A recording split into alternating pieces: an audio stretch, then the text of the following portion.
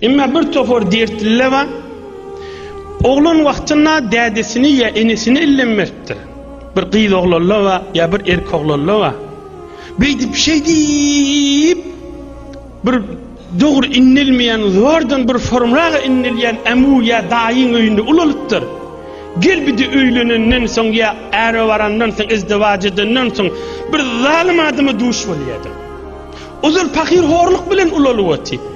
Muňa dur ıza berýän bir zenana ya bir içersin inlemeyen bir zalim erkek sataşya fakiriyan gezbe yeni de Hudaydan daşalmany gezbe.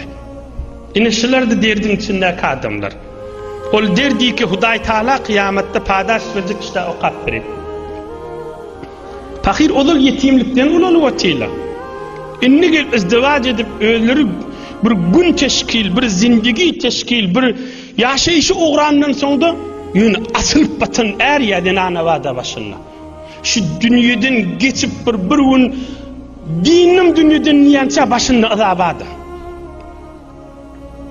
Ya bir tofor şimahal qıyıl oğlan ya erkek oğlanlar var ya dədesi ya enes dünyadan geçiptir ya geçmendir. Aslın en atası yüz veren hatta. Şu ulalıptırlı en atası yüz vermen geliyordu. Cemaat nağıt kıymış olan gülleri. Şu cemaat, şuurun Hazreti Ebu Ubeyden hürmetine Allah'dan dileyez, Allah şolara kuvvet versin. Allah şolara kudret versin. Huday şolara sabr-ı sekinet versin. Şolun yüreğin Allah giymesin. Onlar da bir tüysül dertliler.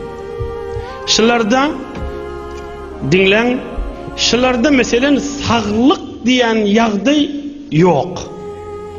Ya bir yürek hoşluk yok. Şu dünyanın nığmatından. Ahirine çeli dinleyin.